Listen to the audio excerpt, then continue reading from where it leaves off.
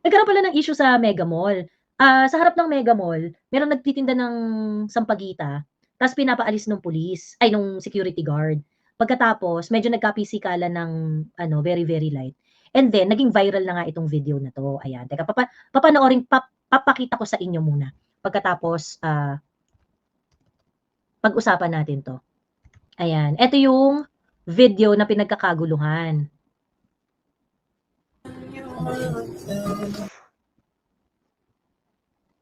May music ba 'to? Ayan, panahin natin. Ayan.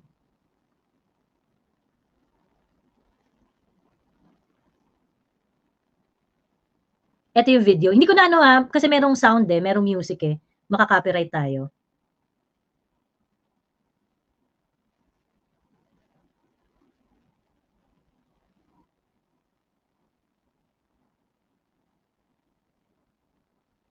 Madam, yung bata po, madalas po sa Mega Mall yun. Pinapayagan sila magtinda sa baba, pero wag sa hagdan, kaso matigas ang ulo. Hinarang yung mga tao. One time, may lalaki pababa, muntik na madapa.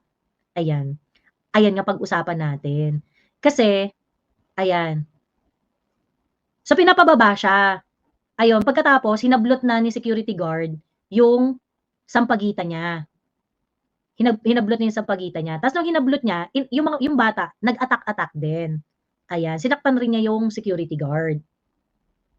Okay. Pagkatapos ayun pa nga, ang medyo nagpalala yung ano yung parang tatadyakan daw yung security, yung bata, gano'n.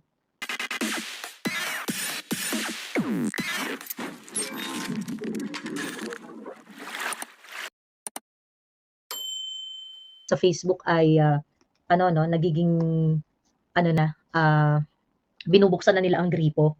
Nakikita na ang mga political content creators sa newsfeed. Ayan. So, thank you Uncle Donald. Ayan. Gawa raw 'yan nung ano gawa raw 'yan nung effort ni Mike Zuckerberg na ano, to be on the good side of Donald Trump. Kasi nga they I don't know, Facebook were trying to control the political discourse not only in the US but yeah, also here in the Philippines, of course. Ayan, dahil nga dun sa mga fact checker kinembot nila. So yon. So isa sa mga changes sa mga policies nila ay yung babalik noong kalayaan na mag-express. 'Di ba sabi rin ni Mark Zuckerberg ano, balik daw tayo sa pinaka-basic, yung freedom to express. Ayan. So anyway, yon. Kaya medyo okay ang Facebook ngayon, medyo tumataas yung engagement at saka reach ng mga political content creator, which is good. Although, syempre kung lumuluwag sa ano, sa mga Duterte aligned vloggers ang Facebook, ganun din sa kabila. Ano rin, parang nasi-syndicate rin yung contents nila. Ayan, so tingnan natin how this is going to pan out, if it's going to be fair or not. Kasi parang sanay na ako na hindi fair ang Facebook Ayan. Ang TikTok daw balak ibenta kay Elon. Oo, parang yun yung ano 'no, MJ. Yan nga yung usap-usapan para lang ma-skirt nila yung ano, yung pag-shutdown ng TikTok, ibebenta daw kay Elon. Okay, tingnan natin, ganyan. Pero actually pinag-usapan namin 'to ni Sas kahapon before kami nag-live. Kasi nga parang nakakatawa yung US dahil ano, parang bakit yung mga TikToker kasi sa US, kumikita talaga sila. Kasi meron silang ano yung kumikita sila sa views. Sa Pilipinas wala naman Tapos meron din yung TikTok Shop, meron yung lahat ng mga income stream na meron na available sa TikTok dito sa Pilipinas, meron sa US. Plus, monetize yung ano nila, yung kunwari meron kang content na viral, may monetization yon. May monetization yon. So, yun, parang maraming mababanto sa Amerika. Valid pa rin birth certificate ni Mayor Alice Go. Tarantado talaga itong tuwad ko, ang sabi ni Nullified. Talaga? Anong ano? Teka, may update pala yung ano, birth certificate Alice Go valid. Still valid. Ano sabi? Kasi hindi pa naman na-nullify di ba? The birth certificate of dismissed Bamban-Tarlac Mayor Alice Go has not yet been cancelled, almost 10 months since it was found to be fraudulent. During the hearing on Tuesday conducted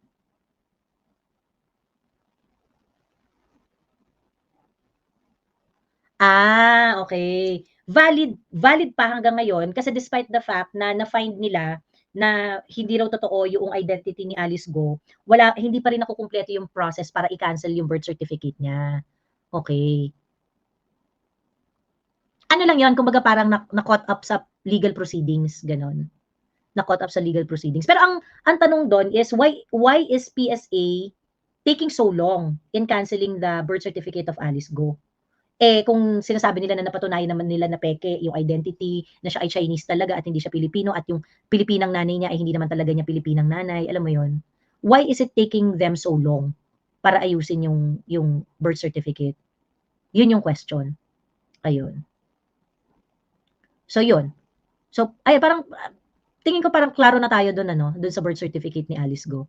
Ayan. So valid siya, valid pa siya kasi nga hindi pa nila nakukumpleto yung cancellation procedure nung birth certificate ni Alice Go. Yun yun. Yun yun. Ang tanong really is, why is it taking them so long? Ganun. Kasi 10 months na eh. 'Di ba? Mag-iisang taon na yung birth certificate ni Alice Go na sinasabi nila na cancel daw, ayan. Pasadahan mo nga Ate Joey yung Sampaguita vendor, anong thought mo doon? Oo, pag-usapan natin. Pag-usapan natin, Constance. Sige, bago natin pag-usapan yung bardagulan sa Senate, no? Nakakaloka yung bardagulan sa Senate eh. Ayan. Madam, sana madaalala niyo ma-discuss yung WPS nila Carpio, Chef Jello, Queen Matilda, and historian with Miss Sas po sana. Ano yung, meron silang bagong content? Sila Carpio, kasama si Chef Jello talaga? Sige nga, i-check ko yan. I-check ko yung content nila. Inuntan ko na to nung ano eh, last time eh.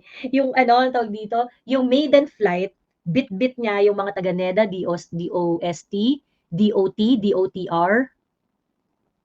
Ay, 5 yan eh, 5 agency eh. NEDA, DOST, DOT, DOTR, and I forgot the other one. So, nag-ano sila, tawag dito, kasama sila doon sa maiden flight, tapos tinur-tour sila, ganyan, eme-eme, ganun. Ano yun nakakaloka yun kasi parang, bakit kailangan na sangkaterbang government officials, mga ano mga USEC, ASEC, ganun, kasama doon sa maiden flight. Pagdating sa France, of course, nag-tour-tour sila, naglibot-libot sila. It was really a junket. It was really a junket. Nakakaloka kasi, panahon ni PRRD, bawal yun eh. Ayaw na ayaw ni PRRD na nagja-junket. Ayaw na ayaw ni PRRD na nagja-junket. In fact, merong executive order si PRRD na nirelease niya noong 2019 na bawal talaga ang junket. Bawal talaga ang junket. Prior to the executive order, kapag ka ikaw magta-travel abroad, pagkatapos you are holding a position of, I think parang director level.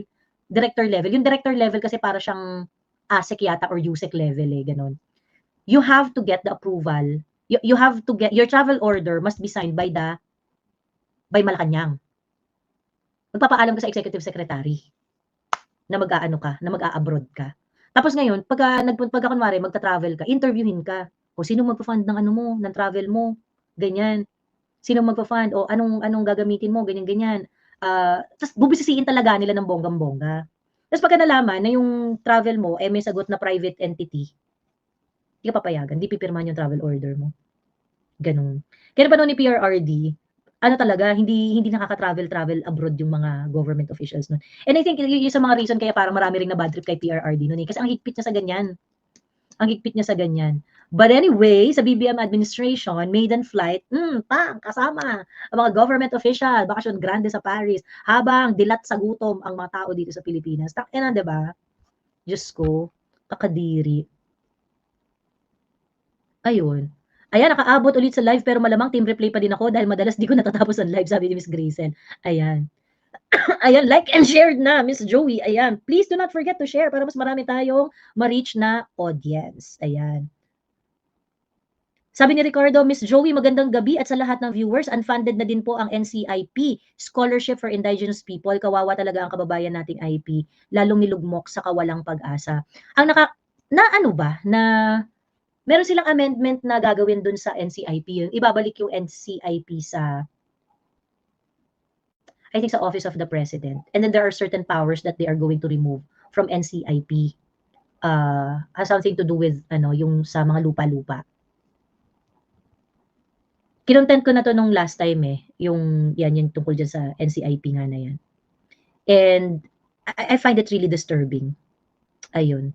Kasi maraming mga lupang entitled ang mga indigenous people natin. And hindi ka basta-basta pupuwede na makabili ng mga lupa, lalo na kung yung lupa na yun ay para sa mga IPs. And even if nabili mo na siya, mananalify siya kapag hindi siya sumunod dun sa proseso. Ang nakakatakot dahil nga dito sa ginagawa nila na ano, ginagawa nilang um, changes sa NCIP, it would really expose the ano no, the our IPs to vulnerabilities. Ma-take advantage sila ng mga kamkamero, ganyan. Ayun. And I think that's the measure of ano no, how fucked up we are as a society. Siguro sa ano, sa pagla-live ko, isa sa mga pinaka-insightful na conversation na nagkaroon ako with some personalities. Hindi ko alam kung natatandaan niyo si Jan Castriciones. Si brother Jan Castriciones. Naging ano siya secretary siya ni PRRD at ang hinawakan niya ay yung Department of Agrarian Reform. So nung siya yung secretary ng Department of Agrarian Reform, inimplement talaga nila yung distribution ng lupa sa mga ano entitled sa lupa.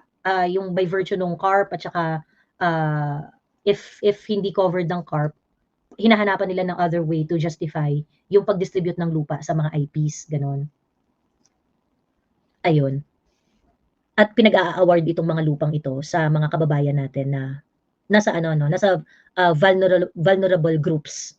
Ayan. Sabi ni Jan Castri, sabi ni Brother Jan Castricion, ano yan abogado. Abogado yun, tapos super anti-Marcos. Super anti-Marcos siya. Pero that time, kaya hindi siya sumama sa ano I think, tumakbo siyang senador, hindi siya sumama sa Uniteam, sumama siya kay Isko yata, kay Isko. Ayun.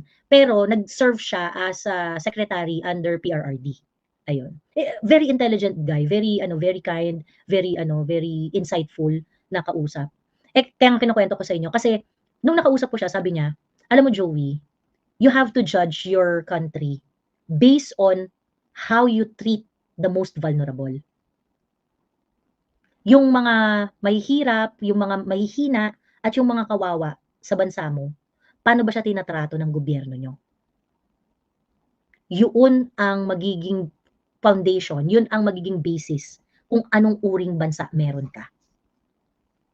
And I think it's a really good gauge. It's a really good gauge. Kapag yung bansa mo, binabasura lang yung mga IPs natin, yung mga underprivileged, yung mga otherwise hindi makakalaban. If our government is taking advantage of them, basically ganun kabulok yung bansa mo. 'Di ba? And it brings us back to the heart of PRRD. Kasi si PRRD, meron talaga siyang puso para sa mga weak. 'Di ba? Nung si PRRD ang leader natin, yung mga weak feeling nila meron silang kakampi. Yun yung bansang may dangal, 'di ba? Kasi kung tatratuhin mo yung mga mahihina, yung mga mahihirap at yung mga vulnerable at ibibigay mo sa kanila yung mga nararapat sa kanila. Yun yung pamumunong may dangal. And think less kasi yun kasi parang pagka tinulungan mo yung mga vulnerable, tinulungan mo yung mga ano naman itutulong yan sa iyo pabalik? 'Di ba? Ano maitutulong yan bilang politician, ano matutulong yan sa iyo pabalik? 'Di ba? May pagka-thankless kasi siya. Talagang ang magpapatakbo sa isang public servant na tulungan ang mga mahihirap at tulungan ang mga kawawa at tulungan ng mga underprivileged ay integrity and fidelity dun sa kanilang mandato. Kasi pwede mo naman sila i-take advantage ba't mo pa ba't mo pa ipa-priority? 'Di ba? Ba't mo pa ipa-priority? And kung makukuha rin naman nila yung same sympathy sa ibang grupo, ba't ko pa diyan dadalhin, 'di ba? Ba't pa niya dun sa mga vulnerable part of the society niya dadalhin yung tulong? Hindi naman sila ikakampanya niyan, 'di ba? So the only thing that will allow them to do what they have to do is their conscience, their compassion, their integrity and fidelity to public service. Ayun. Kaya sana po, yung sa mga nakikinig dito, tsaka yung sa mga batang nag-aano dito, mga nakiki-join ng conversation natin, ganyan-ganyan, tandaan nyo yan. Tandaan yung mabuti. Okay? Yung mga leaders na hindi nirerespeto, okay? Yung mga leaders natin na hindi nirerespeto ang mga kawawa, ang mga underprivileged, at ang mga mahihirap, wala talaga yung puso para sa Pilipino. Wala talaga yung puso para mag-serve sa kapwa. Yung pagbibigay ng ayuda, ito ay manifestation na hindi nirerespeto ng leader natin ang kapwa niya Pilipino. Ganun. Kasi, yung mga kababayan nating kawawa, yung mga kababayan nating kapos, hindi ayuda ang kailangan nila eh. Ang kailangan nila, oportunidad. And access to the opportunity is the job of the government to make sure that these people, the vulnerable sector, would have access to opportunities that are otherwise available to other groups. Yun. Okay? Ayun. So, yun lang. So, sayang yun si John Castries, sa totoo lang. Galing nun. John Castriciones. Ayun. Bigla ko tuloy naalala yung screenshot na si Ben Tulfo sinabihan ng basahan at mahirap ata. Yung isang basher niya, mga Tulfo daw kasi. True. Nakita ko yan. Ayun. Trabaho po kailangan namin, sabi ni Siang Jimenez. Tang-inang Kimbo yan, magnanakaw talaga, nagsimula na teacher, nagta-tricycle, ngayon may artista van na at may collection pa ng mamahaling bag. True. Tingnan mo naman binugbog ng mga pulis ang mga item nung kay OJC Siege. Yung mga lupang pinamigay ni PRRD, sinabi nila sa Boracay, tapos sinabi nila na, ay hindi, kasi merong mali, merong kineme, ganyan-ganyan. Ibinigay na sa mga vulnerables yung lupa. Imbis na ang i-priority ng BBM administration is kung paano i-fortify yung ginawang aksyon ng Duterte administration sa pagpapamigay ng mga klowa na yon sa mga katutubo sa Boracay. Ang hinanapan nila, legal loophole. Ano kaputang inahan yun, di ba? Ano kaputang inahan yun? Ibig sabihin, wala ka talagang puso sa wala ka talagang puso sa mga IPs natin. Di ba? Ang justification nila nun, kasi meron daw mga hindi sinunod na proseso, meron daw mga eklat-eklat or whatever, ganyan-ganyan. Edi hanapan nyo ng way. Para there is no legal leg to stand on daw yung pagpapamigay ng klowa sa Boracay dun sa mga IPs doon. Edi gumawa ka ng leg. 'Di ba? Gumawa ka ng legal leg to stand on. Para mapanatili yung pag-aari ng mga lupang dinistribute na yon sa mga IPs. I just can't find the yung sobrang balahura nung pag-revoke nung mga klowa na naipamigay na. Mano ba namang i-fortify ninyo yung pagpapamigay? 'Di ba? O may mga challenges, nung pinamigay ito ni PRRD ganyan, ganito kasi merong mga nag-question, merong mga ganyan-ganyan. But this administration is going to make sure that the land given to them will stay with them. I'm pretty sure naman kaya nila pinagbababawi yun kasi gusto nilang kamkamin eh. 'Di ba? Ayun. So anyway, sabi ni Chio, Miss Joey, habang bumabiyahe ako sa kalsada ng UAE at nakikita yung progreso at asenso ng bansang UAE, nalulungkot ako, nagdadasal ako na bago ako mawala sa mundo, makita ko umasenso ang Pinas.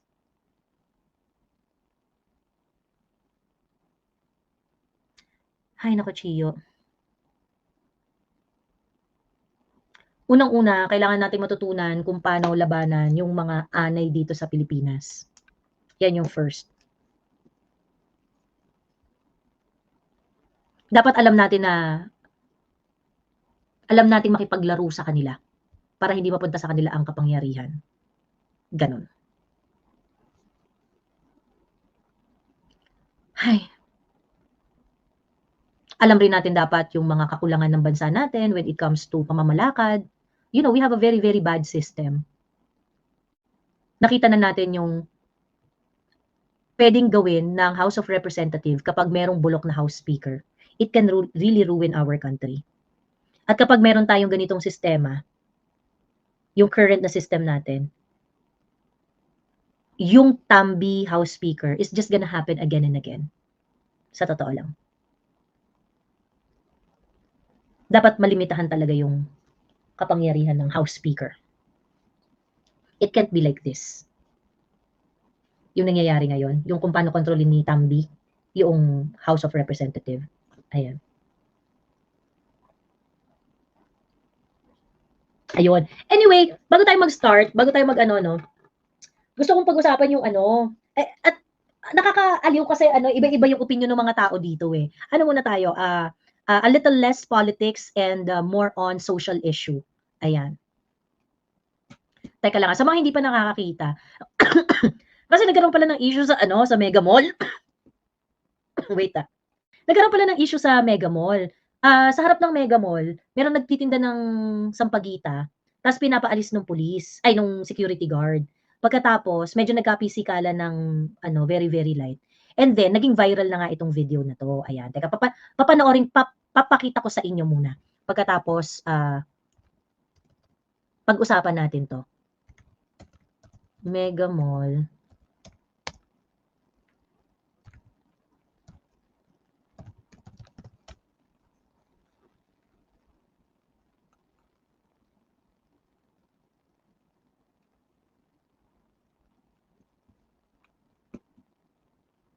Ayan, ito yung video na pinagkakaguluhan.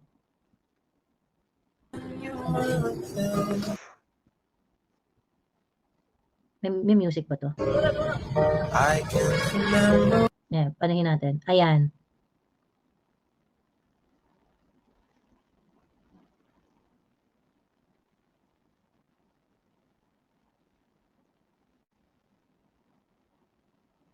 Ito yung video. Hindi ko na ano kasi merong sound merong music Maka-copyright tayo.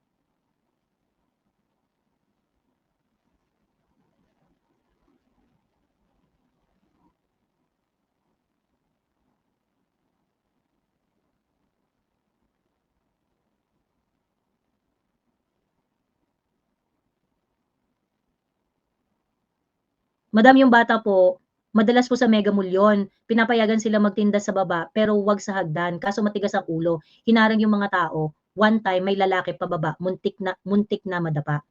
Ayan. Ayan nga pag-usapan natin. Kasi, ayan. So, pinapababa siya. Ayun, pagkatapos, hinablot na ni security guard yung sampagita niya. Hinablot niya yung sampagita niya. Tapos nung hinablot niya, yung bata, nag-attack-attack din. Ayan, sinaktan rin niya yung security guard. Okay. Pagkatapos ayun pa nga, ang medyo nagpalala yung ano yung parang tatadyakan daw yung security yung bata, gano'n.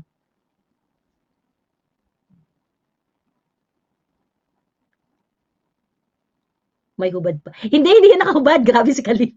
Hindi nakahubad yan, ano ba Naka-beige lang siya na blouse. Ayun. Okay. So ngayon, ang naging immediate reaction dito, ang naging immediate reaction dito ng mga tao is, "Hala, kawawa naman yung bata. Hala, ano ganito, eme, ganyan-ganyan. Napakasama naman ng security guard, bakit ano, gano'n." Sa totoo lang, every time na merong viral na mga ganitong video, I really try to ano 'no, yung ayokong mag-judge agad. Definitely ayokong mag-judge agad. Ayokong mag-judge agad. Alam niyo kung bakit? Kasi ano, naawa ako doon sa nung bago-bago pa lang ang Pilipinas sa social media. Naalala niyo yung bata na yung nanay, young mother, pagkatapos nag-viral yung video niya, pinost niya, yung anak niya gumagapang. Pagkatapos parang parang ano, nilagyan niya ng leash yung bata. Tapos inaano niya na ano, yung parang food bowl ng aso. So parang inaano niya yung bata na, "Ay, oh, ay ang cute naman itong batang 'to, oh, yung bago kong aso, oh," ganyan-ganyan. Yung nagaganon yung mother. Pero siguro maiksi lang na ano yun, wala pa yata 1 minutong video yun Wala pa 1 minutong video. Tas nag-viral yung video. Naalala niyo yan, yung video na yan? Naalala niyo yung video na yan?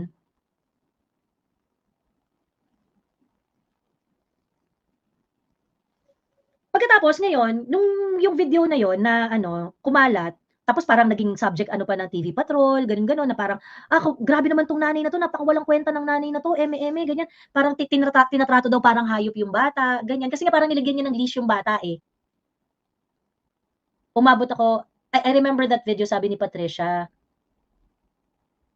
Yes, viral yan dati. Oo, 'di ba? Ayun, hindi po, sorry Miss Joey, ayan sabi ni Jken Esper. Ay, anyway, yun na nga, yung video na yun, maiksi lang yun na video. So ngayon ang nangyari, naging sobrang viral niya. Pagkatapos dinaot-daot na talaga yung nanay, na napakawalang yang nanay nito, ganyan-ganyan, na parang ginagawang ahayop yung anak niya, sarili niyang anak, ginagawa niyang parang, tinatrato niyang parang aso, ganun-ganun. Kasi yung video, gumagapang yung bata, tapos merong food bowl ng, ano, ng, yung pagkain ng aso, yun, may mga dog food, gano'n. Tapos yung video, nakasamang nakuha yung ano, kasamang nakuha yung food bowl na yun ng aso. So na-enrage talaga yung mga netizen, sabi ng mga netizen, ano, grabe naman yung nangyari, grabe naman yung nanay na yan, eme-eme. And then, itong si TV Patrol, dati kasi itong si TV Patrol, meron silang mga kwento na ginagawa nilang telenovela. Yung balita na yun, balita nila yung isang linggo. So ngayon, itong viral na video na to, ginawa nilang ano, ginawa nilang content doon sa ginawa nilang news item sa TV Patrol. Tapos dumating na nga doon sa punto na pina-DSWD yung nanay, kinuha yung bata sa nanay, gano'n-gano'n. Kasi nga raw, dahil minaltrato nga raw nung nanay yung anak, dahil nga doon sa video na yon, gano'n. And at that time, hindi ako makapag-react kasi parang feeling ko may maling nangyayari dito sa ano, yung I think at that point, feeling ko, ang mga Pilipino hindi marunong mag-handle ng viral na video, gano'n. Hindi ano, hindi marunong mag-handle ng viral na video. Kasi at that point, I felt, grabe naman yung ano, grabe naman yung pandadaot nila sa nanay na hinusgahan na nila yung pagiging nanay nung nanay sa pamamagitan nung few seconds na video na yun. Tapos, yung mga judger, yung mga meron, felt that yung bata ay dapat mahiwalay dun sa tunay na nanay. Just because of that video. Dumidede pa yun sa, breastfed yung bata, dumidede pa sa nanay. Pagkatapos pinaghiwalay. Tapos kinuha yung bata. I felt na parang disservice yun dun sa bata mismo, no? Kasi dumidede pa sa nanay yun eh. 'Di ba? Dumidede pa sa nanay pagkatapos parang I just find it so unfair na yung nanay, na-judge na siya ng bonggang-bongga dahil dun sa video na yun. Na sa totoong buhay, meron naman talagang mga family na gano'n, na pinagkakatuwaan yung mga bata dun sa pamilya nila, ganyan-ganyan. It's just so happen na yung sa kanya, na-capture niya sa video at in-upload niya sa Facebook. Yes, sabihin na natin may mali yung ano na, that's inappropriate. That is something that you should not upload publicly para makita ng mga iba na yung kasi not all people will understand that kind of video. But the backlash that the mother received, for me, was too much. At sobrang na-exploit rin yung nanay. Kasi naging content siya ng mga news company eh. Especially yung TV Patrol during that time. Na ginawa na siyang parang, sa susunod, DSWD, kinuha na ang bata mula sa ina, ganyan-ganyan. So, ngayon, since then, I felt na kapag kunwari merong mga viral video, it is really unfair that we judge the situation because of the few seconds that we've seen dun sa mga pangyayari na yun. Maling-mali talaga, tapos ang dami ng may opinion, ang dami ng merong nasasabi, ang dami ng nag-aano na, ay kawawa naman yung batang nagbebenta ng sampagita, ganyan-ganyan. So, and there are so many things that we do not know, sa totoo lang. And there are so many things that maybe the 44-second video cannot tell us. Truth that is not covered by certain viral video. 'Di ba? Ayun. So kagaya nitong nangyari dito sa ano, nangyari dito sa Mega Mall. Ang unang reaction is lahat kinakaawaan yung batang estudyante. Kasi nga naka-uniform, nagbebenta ng sampagita. So, immediately yung mga tao, siya talaga yung inaway-away. Siya talaga yung inaway-away, yung security guard. Na, ano ba naman 'tong security guard na 'to? Bakit ano, ganyan-ganyan, bakit eme-eme, gano'n-gano'n. Okay.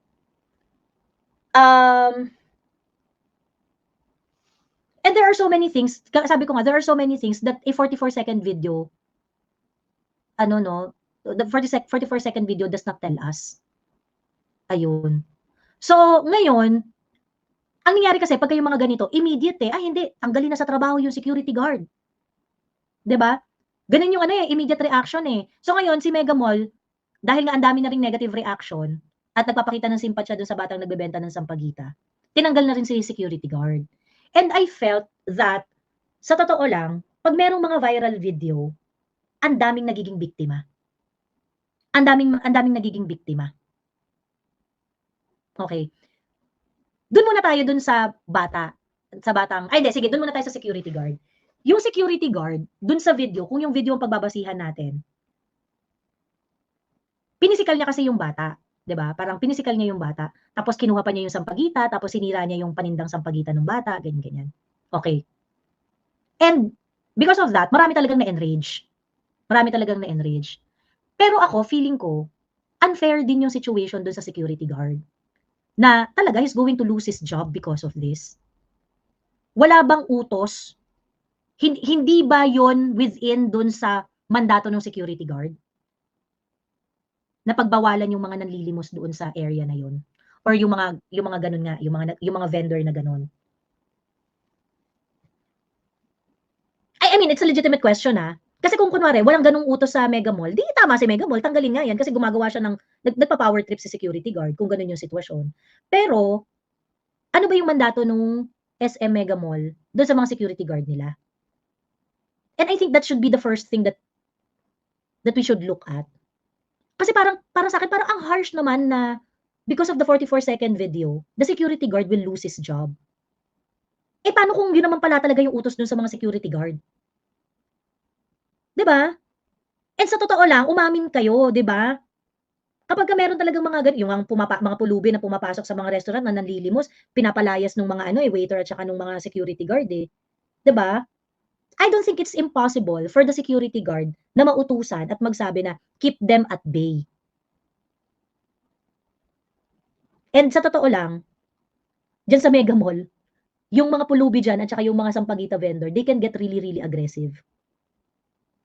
Lalo na ako, batang Mega Mall ako, nakikita ko yan parati. They can get really, really aggressive. Totoo yun. Totoo yun. So yun, so parang sa'kin, yung sa security guard, I don't think na parang naging fair din yung sitwasyon sa kanya. Biruin mo natanggal siya sa trabaho because of that. And nung ginawa niya ba yun, wala bang utos sa kanya? 'Di ba? In order to satisfy yung clamor ng public sa viral video, nakakalimutan na kasi natin na nakakalimutan na kasi natin na maging fair, 'di ba? Kasi yung virality nung video, it makes the parties involved to be less reasonable. Kasi all they wanted is to uh, tone down yung makontrol yung public conversation about the situation, yung negative publicity. Ayun. So yun yung sa part nung security guard. Ngayon, yung sa part nung nagtitinda ng sampagitan na bata, if kunwari totoo siyang estudyante at talaga namang ang tawag dito, totoo siyang estudyante, talagang nagtitinda lang talaga siya ng sampagita, gano'n, gano'n at gano'n yung naging trato sa kanya at kumbaga parang, hindi naman kumbaga parang, hindi naman talaga siya kinausap ng maayos nung security guard, then yes, I think deserve nung bata na ma-receive lahat ng sympathy, dahil dun sa pang-aapi nung security guard sa kanya. Pero marami rin kasing question. Marami ka rin kasing question. Like, sa totoo lang ako hindi ako gano'n ka-sure kung talagang estudyante ba siya talaga, eh. Kasi maraming gano'n sa Mega Mall, eh. Maraming gano'n sa Mega Mall, yung naka-uniform pa talaga. Ayun, naka-uniform pa talaga. Tapos, yun nga, ang ano kasi, yung mga pulubi at saka yung mga vendor yung mga sampagita vendor diyan sa Mega Mall, they can get really, really aggressive. So, parang feeling ko dapat nag-ano muna dun, tiningnan muna yun. Tiningnan muna yung gano'ng klaseng sitwasyon. Ayun. Ano ba talaga, like, nakausap ba, napagbawalan ba, ayaw bang sumunod kaya dumating sila dun sa gano'ng klaseng sitwasyon? Ayun. Student siya, Miss Joey, sinabi yung school niya ay ayon sa bata doon sa interview. Okey. Confirm na 'to, Gretch G. Confirm na siya.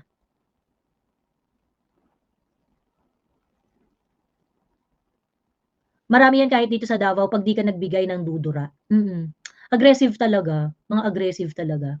Sabi ni George, I think personally mali talaga yung security guard kasi ng physical siya, eh. Yan din pansin ko sa security guard dito sa'tin, parang di sila trained to handle people situation. Parang anyone can be given authority at arm at arm nagiging feeling mataas sila compare sa normal na tao. Madalas ganyan, pansin ko, lalo na sa mga government or private buildings, ayan. Totoo rin naman yun, meron din naman talaga mga security guard na ano, na epal, na yung kumbaga parang power tripper na, ganun. Pero, tingin ko, before tayo mag-judge, siguro dapat yun muna yung in-establish. Like for example, meron bang utos dun sa security guard na i-control yung mga vendor at yung mga pulube doon sa Mega Mall? If the answer is yes, then i-judge natin yung sitwasyon base dun sa kung commensurate ba yung naging act nung security guard dun sa bata. Like for example, sinabihan niya na ba yun? Eh baka naman kasi hindi naman pala niya pa nasabihan, pagkatapos ura-urada, sinira niya yung sampagitan ng bata. Then, you know, that's really not fair. Ganon. It's just that I think, kasi parang ang nangyayari, in order to address the situation, mas concern ng Mega Mall na pahupain yung negative publicity sa kanila rather than alamin kung ano yung totoo. Ayun. So, ayun lang, parang feeling ko, okay fine, walang problema kung ma-reprimand yung ano 'no, kasi na-musical rin kasi talaga yung security guard, eh, na-musical rin talaga siya. So kumbaga parang, uncalled for talaga yun, uncalled for talaga yun. Pero, kung kunwari kasi puwedeng sabihin ng security guard na, "Hindi kasi ilang beses ko na sinabihan yan, eh, ang tigas ng ulo, eh, eme-eme, ganyan-ganyan." So yun na nga, um, nevertheless, he should have been put in siguro na subject sa disciplinary action or ano, or what kung merong valid reason yung security guard na siya ay sumusunod lang dun sa utos sa kanya, gano'n. But anyway, naging swift rin kasi yung desisyon ng Mega Mall, tinanggal siya sa trabaho, gano'n. Naha-harshan lang ako dun sa tinanggal siya sa trabaho ura-urada. Kasi parang, alam na ba natin talaga yung nangyari, gano'n? Alam na ba talaga natin yung nangyari? Kasi parang sa totoo lang to be honest, hindi ako gano'n ka-sure dun sa bata. Hindi ako gano'n ka-sure dun sa bata. Ayun.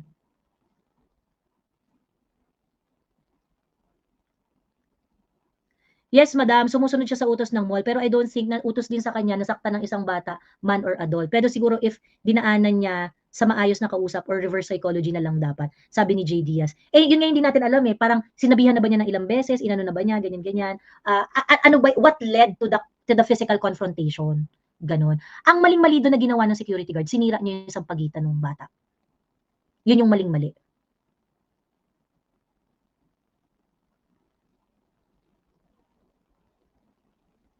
Kulang sa binigay na education ng security agency, dapat may maximum tolerance kapag may batang involved. Ayun, sabi ni Carlex Crespo. Ayun, totoo naman yan. Pero, mandaluyong kasi 'to, eh. Mandaluyong kasi 'to, dami talagang mga pasaway na bata diyan, eh.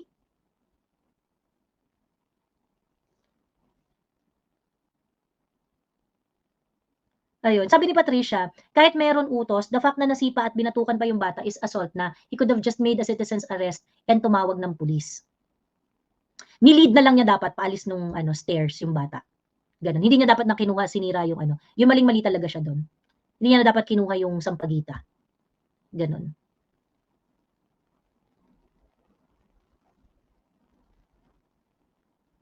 Bobo mostly yung mga companies, may mga values yan na sinusunod aside sa rules and regs nila. Office mali yung ginawa ng guard, wala naman sa mandato niya na manira ng paninda sa street.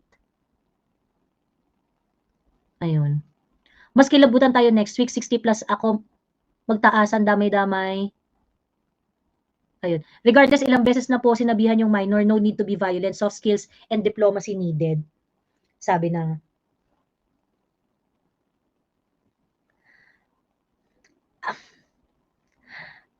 ano no, medyo sympathetic ako sa, hindi ko alam medyo sympathetic kasi ako dun sa, ano no, ah, mandaluyong kasi 'to, eh, yun kasi yung problema, mandaluyong kasi 'to, daming hamog dito, eh.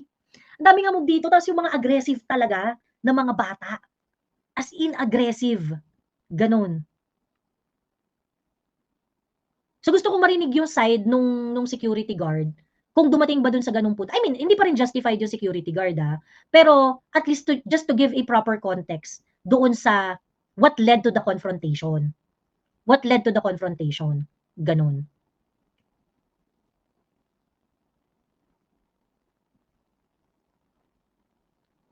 Ayun. Sabi ni George, for sure meron yan, 'di naman sila paalisin kung 'di nautusan. Ang problema kasi do'n yung pamamaraan na ginamit niyan, na musical siya tapos armed pa siya. Kahit saan anggulo tingnan talo siya do'n. Pero sana nga di-isolate sa kanya, pero sana nga di-isolate sa kanya lang 'yon kasi may supervisor din at yung parang hindi trained to handle people situation. Oo, kasi kung yun nga, parang tingin ko dapat hindi lang siya yung responsable doon, gano'n. Hindi lang siya yung responsable doon.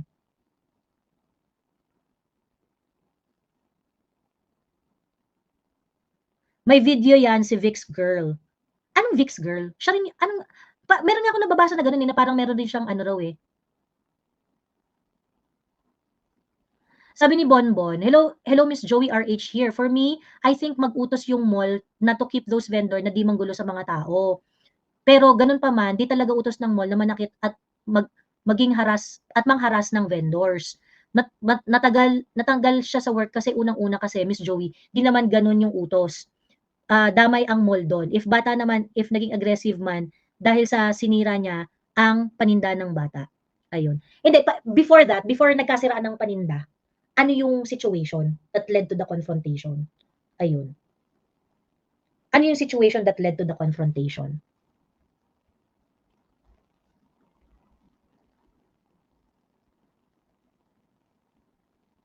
Mukhang hustler yung bata, Batang Mandaluyong.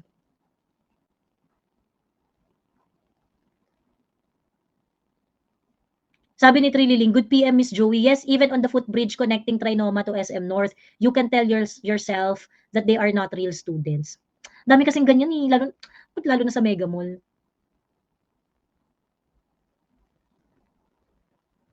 Ayun. Sabi ni Crocs Republics, "Totoo, dami pasaway dito sa Manda na bata. Dun sa resto namin nangaasar pa ang mga bata, ipo-provoke ka pa, may possibility na pikon yung guard." Sabi ni Crocs Republic, ayun. Kaya nga dapat malaman natin what led to the confrontation, What led to the confrontation, gano'n. Kasi baka meron pang insidente before nung video na yun.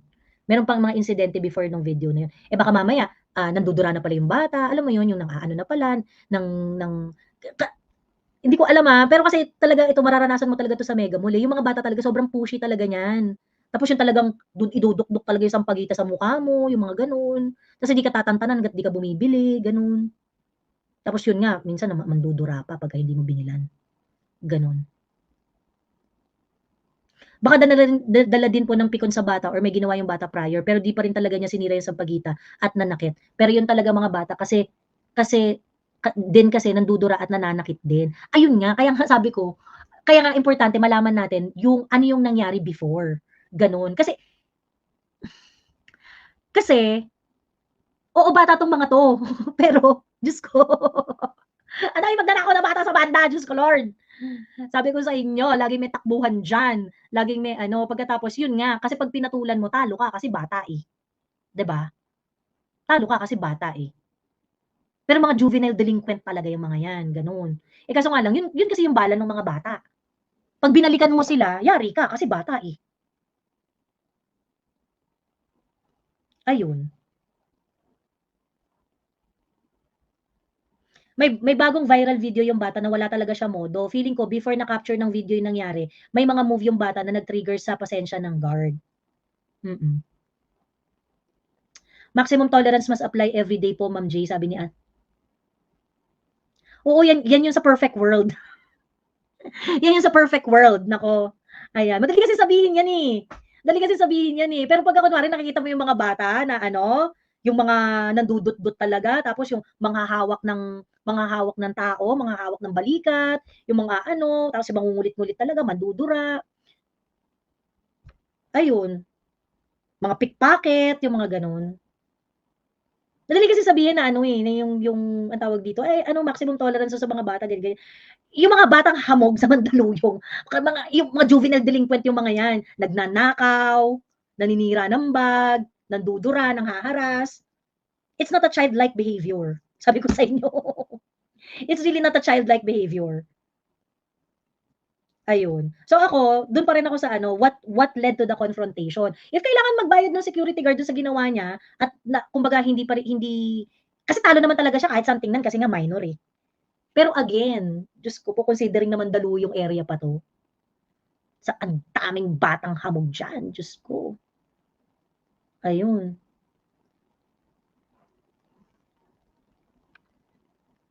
Ayun lang. So, ayun sabi ni Floren, hindi puwedeng i-judge yung both sides dahil sa isang hindi puwedeng i-judge yung both sides dahil sa isang maliit na video. Oo nga, eh, kumbaga mahirap talagang ano, marami kasi talagang hindi sinasabi yung video na yun. Maraming hindi sinasabi yung video. So, kumbaga dahil lang dun sa 44 seconds na yun, parang, "Huwag na tayong mag-opinyon, huwag na lang muna tayong mag-opinyon," gano'n. Ayun, unless ano, verified na daw na legit na student yung bata, eh. Was she? Kasi parang meron ding mga nagsasabi na ano, eh, na graduate na yung bata, pagkatapos yung school naman nung bata hindi naman green. Hindi naman daw green yung bata. Sabi ni Marco Marcelo, totoo very pushy ang mga batang tindero ng bulaklak diyan sa Mega Mall. Lalo 'pag Valentine's kukuyugin ka, bumili ng roses na tinda nila. Kasalanan yan ni Kiko. Ayun. Tsaka tsaka Miss Joey, hindi niya dapat sinira yung hawak niya na sampagita. Yeah, I think yun, talagang maling-mali talaga yun sa part ng security guard. Yun yung siguradong mali. Na dapat hindi mo na hinablot, gano'n or whatever. Ang sinasabi ko lang is that, what led to that confrontation? Bakit dumating dun sa punto na yung security guard, siya mismo yung naghablot, gano'n. Sabi ni Gigi Place, naranasan ko sa crossing, nasundan ng bata, ta's iniinis ako. Nabastusan ako at nahihiya sa mga tao sa paligid. Gusto ko na talagang itulak yung bata, kaya wala akong amor sa mga batang ganyan, sabi ni Gigi Place. Sabi ko sa inyo, mga batang Mandaluyong, yung mga sa area na 'to, ang daming batang hamog diyan. And they are not behaving like kids. Like how kids should behave, gano'n.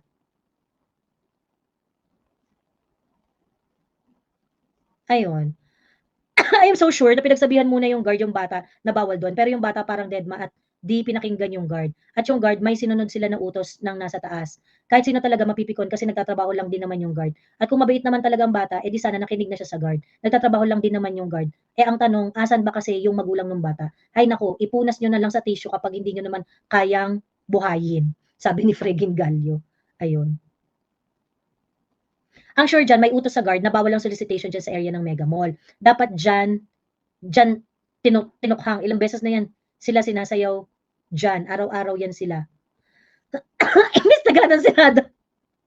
Grabe si ayun. Maximum tolerance, subukan mong araw-araw dadaan sa Mega Mall tapos hindi ka tatantanan, tapos hindi ka makahanap ng guard na sasaway sa kanila. Ayun. Eh, kasi nga feeling ko baka marami na ring nagrereklamo dun sa Mega Mall dahil diyan sa mga batang yan, eh, 'di ba? I'm pretty sure marami nang na-receive na reklamo yung Mega Mall diyan sa mga agresibong bata na yan, gano'n. So, siyempre yung security guard to ensure na walang gano'n kasi nga marami silang nare-receive na complaint, dumating sila dun sa gano'ng punto. Kaya anyway, ang point really is I don't think I can, I can really ano, judge the situation because of the 44-second video. And sana, ako rin naman, sana sa mga ganitong sitwasyon, imbis na mag-team A, team B tayo, I think it's better to really know what really happened and to be critical and reasonable para fair dun sa bata at saka fair doon sa nagtatrabaho. Kasi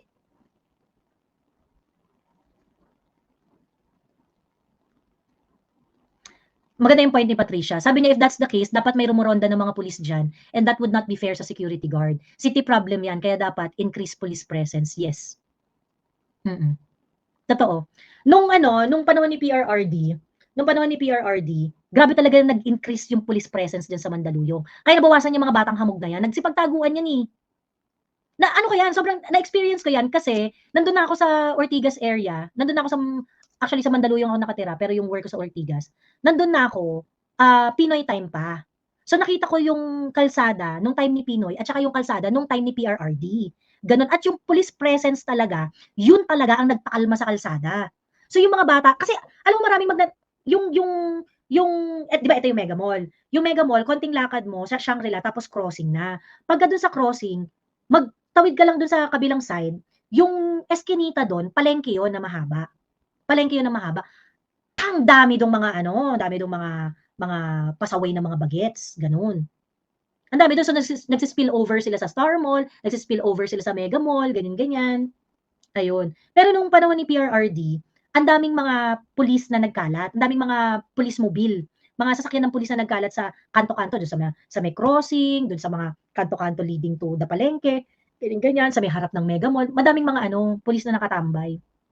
And it really helps. It helps talaga do'n sa ano, pag-manage nung mga batang hamog. Mawawala sila, eh. Dalhin silang DSWD. Dadalhin silang DSWD, eh, 'pag pakalat-kalat silang gano'n. Ayun. Dapat talaga ibaba na yung age sa juvenile law ba yun, Ma'am Joey? Correct me if I'm wrong, more power po. Well, I think ano 'no, kasi parang ang nangyayari, nagiging ano na, eh, nagiging defense talaga yung bata. As if yung bata hindi kayang gumawa ng krimen.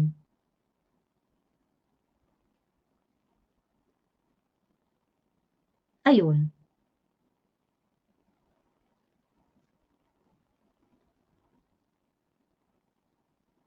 ayun. May recent ruling ang SC about oo, alam ko 'to, oo. Na hindi siya yung pagka pinalo, it's not necessarily child abuse, gano'n. Ayun, eh, kaso nga lang kasi 'di ba, ngayon ang impression kapagka kunwari natapik mo yung bata ganyan or ano, ang simpatya talaga nandun sa bata kasi minor nga, eh, 'di ba? And I really think that we have to change that kind of ano 'no, that kind of, if the act is necessary in order to discipline a child, siguro dapat dun siya jina-judge kung adequate ba or inadequate yung nangyaring pagdisiplina, gano'n. A minor doing what a minor doing by selling wearing uniform, it's a form of exploitation, totoo. Kasi nga pagka kunwari naka-uniform mas malakas yung dating. So parang it's a more sophisticated way of, begging, ayun. Eh, yun, eh, marami naman talaga kasi hindi naman sila puwedeng maglimos dun kasi pagka naglimos sila dun hulihin talaga sila, eh. Yun pa yung isa. Kasi pagka yung blatant na nagbe-beg sila ng ganyan, nanlilimos sila dun, huhulihin talaga sila. So ngayon, itong mga beggar ngayon sa Mega Mall, gumagawa talaga sila ng modus na ganyan para makapag-beg sila. So kunwari yun nagbebenta sila ng ano, nagbebenta sila ng sampagita, pero yung sampagita naman na binebenta nila sobrang mamahal, gano'n. Sobrang ano naman, sobrang yung kumbaga parang masabi lang na hindi nanlilimos, pero nanlilimos naman talaga.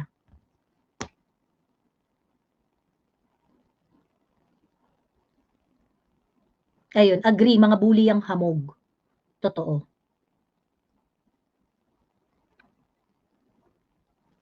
Ayan, same kaya di ako nag-comment kasi danas na danas ko mga kabastusan yung mga kabataan yan, sabi ni Chantal. Taga-Manda ka rin ba, Chantal?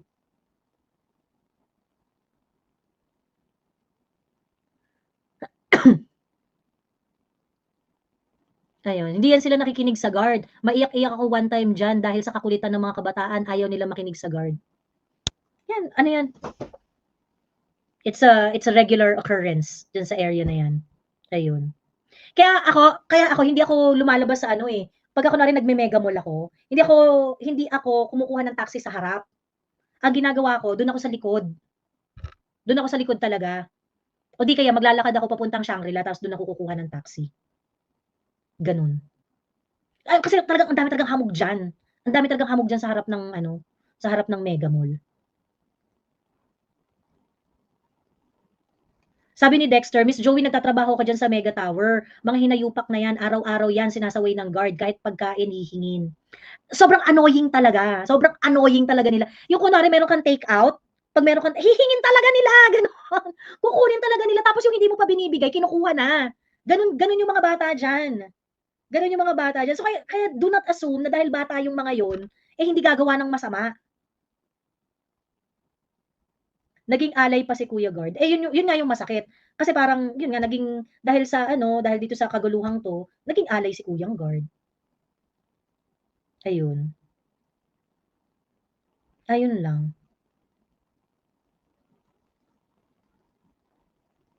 Ma'am Joey, what can you say about dun sa dalawang minors na ng rape sa Pampanga? Ayun nga, paano natin iho-hold accountable yun? Eh, minor yung mga nang-rape. Biruin mo 8 at saka 10 years old, ni-rape yung 6 years old. Tatarantado 'no? Dapat managot dun yung parents. Well, maho-hold naman accountable talaga yung parents dun sa behavior nung Dalawa.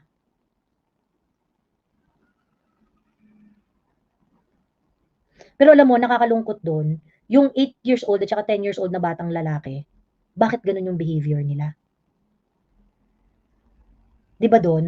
Bakit ganun yung behavior nung dalawang bata na yun? Hindi ibig sabihin yung environment nila sa bahay hindi rin maganda. Ganun kabata, nag-iisip na sila ng ganun? 'Di ba? Ayun.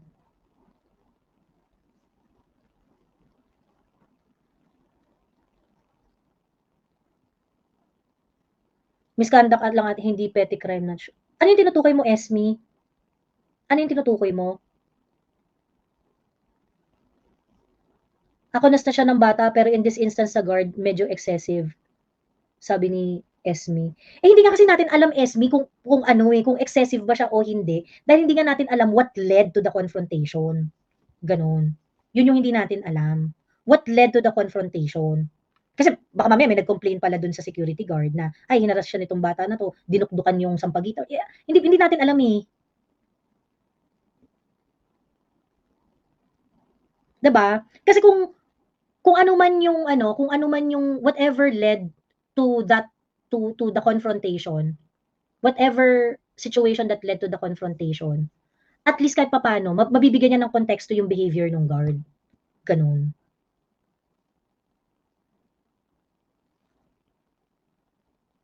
Ayun, Miss Joy, puwede namang suspension lang yung guard like 3 days or 1 week, bakit kailangan tanggalin? So ano yung guard sa beggar na rin, kawawa naman. Ayun nga, eh, kaya nga sabi ko ano, ang tawag dito, if ever kaya nga dapat alam natin what led to the confrontation. Eh, kasi paano kung kunwari nasagad naman pala talaga yung guard at talagang inubos yung pasensya and ano, what not, ganyan, ganyan. Siguro naman puwede may karapatan naman magkaroon ng bad day yung guard, 'di ba?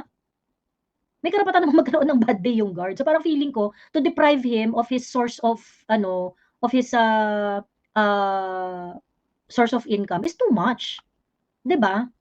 Considering na notorious naman talaga yung mga batang hamog diyan sa Mandaluyong, diyan sa may harap ng Mega Mall, 'di ba? Parang ang ano naman, hindi ano, ayun lang. Okey.